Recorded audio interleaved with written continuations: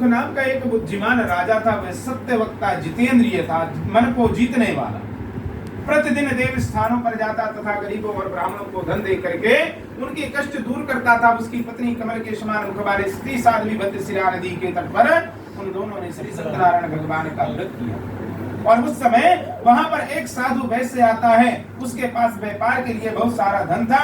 वह नाव को किनारे पर ठहरा करके राजा के समीप जा करके राजा को व्रत करते हुए देख करके विनय के साथ पूछने लगा कि हे राजन, ये भक्ति युक्त चित्त से यह आप क्या कार्य कर रहे हैं? मेरी सुनने की हार्दिक इच्छा प्रकट हो रही है,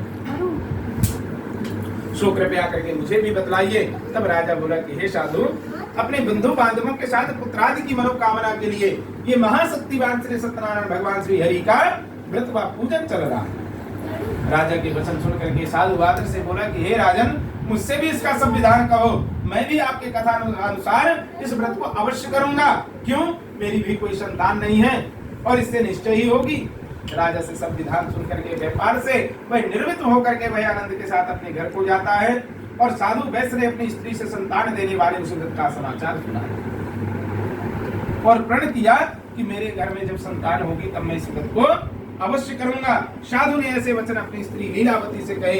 एक दिन उसकी स्त्री लीलावती पति के साथ आनंदित हो संसारिक धर्म में प्रवृत्त होकर के श्री सत्यनारायण भगवान की कृपा से वह गर्भवती हो गई तथा 10वें महीने में उसके यहाँ एक सुंदर कन्या का जन्म हुआ। दिनों दिनों वह इस तरह बढ़ने लगी जैसे शुक्ल पक्ष का चंद्रमा बढ़ता है। तब कन्या का नाम कलावती रखा।